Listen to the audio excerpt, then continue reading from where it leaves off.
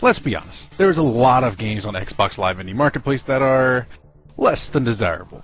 But then there's the occasional entry that is definitely worth your time. That's why each week the crew of Explicit Gamer delves into this dark place wrought with mediocrity to play the trials and review the gems to bring you this video we like to call Indie First Impressions.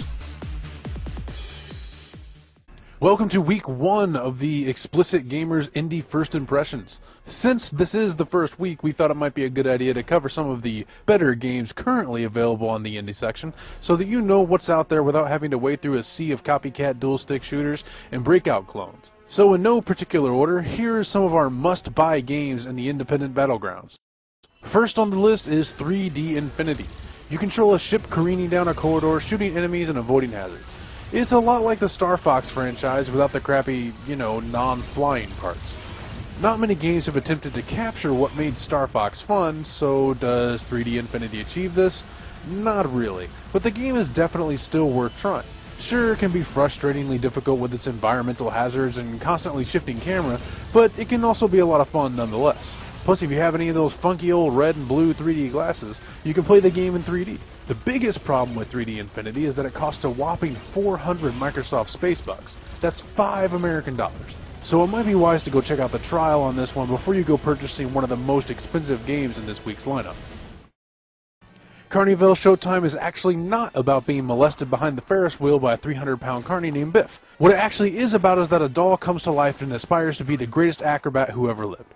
This plays out as you controlling a ragdolling, doll and the levers that fling him. You must fling Slinky, as he's called, upward to the top of the level while collecting balloons and being timed to get a star rating once the level is complete. It may sound simplistic, but the game actually offers a fair bit of depth through the leveling system and even the map creation mode. The music fits the game, but it's not exactly something you're going to be putting on your iPod. The narrator, however, sounds like he really could use a pick-me-up. The dude sounds depressed for a game about a carnival. Anywho, the game is a steal for $3, so next time you have 240 Microsoft Banana Bucks burning a hole in your pocket, you might want to go ahead and give Carneyvale Showtime a try. FlipSide is a game about testing the dexterity of both of your hands. You must control a black ship on the left side with the left stick and a white ship on the right side with the right stick. You must guide them through some rather complicated gauntlets. Sure, there are other games like this out there, but this title seems to rise above the others in design and especially on the audio side effects. Just be prepared to suffer through the horrible visuals, and be prepared to see this a lot. FlipSide demands $1 for all its black and white glory. Alright, it's never been a secret that here at Explicit Gamers we have editors who enjoy the less conventional style of games. Julep, anyone? This next title is definitely one of those types of games. Office Disorders has you taking the role of a lowly temp thrust into the office setting to make copies, get coffee, take care of yourself personally, and even help out with a bailout. Ever wonder what your Sims were doing when they went off to work and you didn't get to go? This feels a lot like how a day in their work life would have been. This is another title on our list that will only appeal to a very small percentage of you, but it's only $1, so really what do you have to lose? Well, alright, you have $1 to lose, but you know what I mean. You want creepy? Well, have a look at Decay Part 1. With an art style kind of like Killer 7 and very dark tones having to do with suicide, murder, and self-loathing, this is not a game for the kiddies. The game itself is a point-and-click adventure such as Myst or Shadowgate. We won't show you anything past the first area, but we promise that the game keeps a fairly creepy and ominous tone throughout its first installment. The soundtrack and presentation are simply outstanding, but most will probably be turned off by the point-and-click adventure part of the gameplay. The experience is a little short for the $3 admission price, but the experience is still definitely worth having. And what kind of X&A list would be complete without...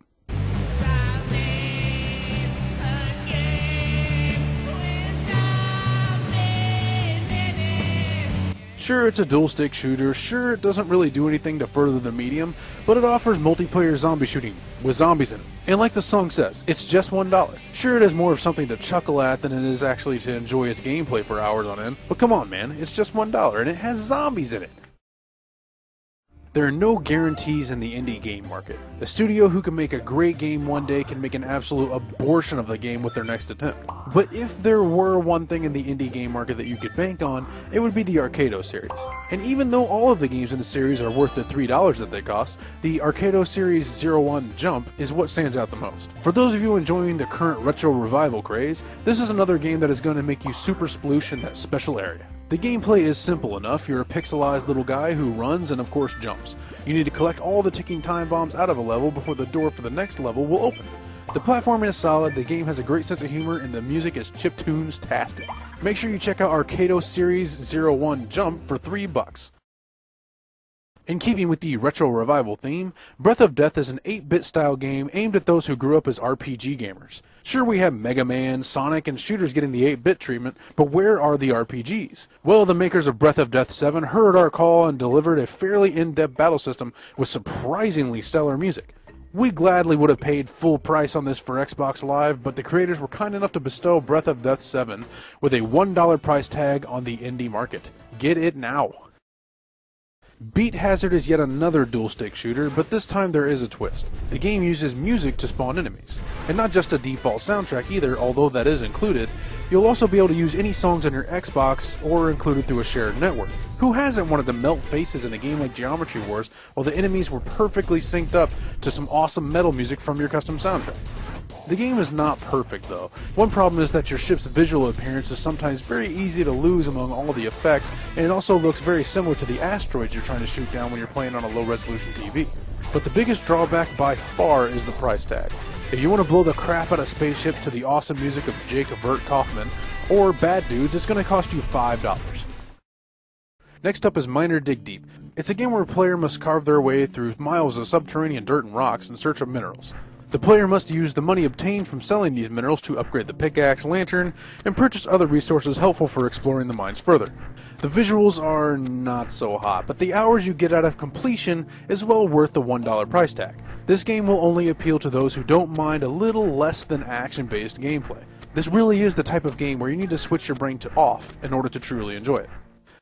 Next up is Along Came a Spider. You play a spider, well, something that loosely resembles a spider. Anywho, it's a platformer, and as with most platformers, you're working your way from left side of the screen to the right side of the screen using wall crawling, silk spinning, and jumps. There is something about collecting flies in there, but we just enjoy having a well-done platformer when we get a chance to play one. Although the visuals are barely passable, they work about as well as they really need to. The audio, on the other hand, is unlike most other indie games. The soundtrack is fairly listenable, and for those of you who are familiar with the music on most indie games, you know how horrible it can be sometimes. The coup de grace is that this game is a generous 80 points or $1. Do you love old shmups like Gradius and Paradius? Then you're probably gonna love Shoot 1 Up. It has some pretty awesome levels that would have stood strong back in the arcade shooter heydays. But every shmup these days needs to distinguish itself, but most fall flat on their face trying to do so. Not Shoot 1 Up though.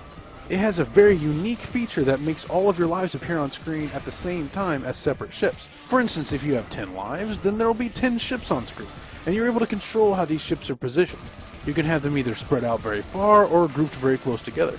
Running a tight formation offers better protection but considerably less firepower. Having a loose formation, however, offers some devastating laser-powered action but greater difficulty dodging bullets. The game manages to change shmup conventions while still staying true to its roots. At least give the trial a shot, and then you'll see that the game is well worth its $1 price tag. At first we wanted to write off Decimation X immediately because of its name. What are we, reducing the enemy by 1/10? Learn the definition of the word, people. Anywho, at first the game does seem like a very basic and downright shameless ripoff of Space Invaders. And on some levels it is.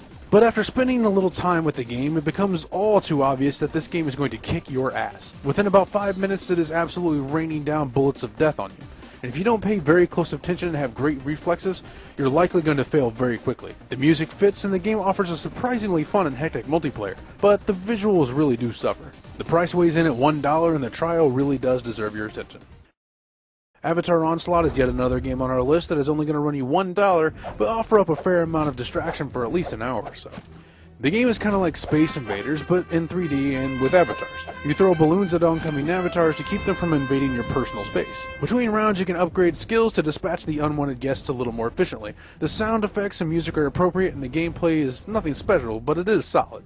There's a global scoreboard as well, so if you feel the need to compete with your friends to get high scores and all that jazz, it is available.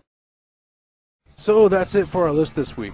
There are other games out there worth playing, but you'll just have to do some digging if you really want to find them, or you could stick with us here at Explicit Gamers Indie First Impressions, and we will dig through all the mediocre crap for you.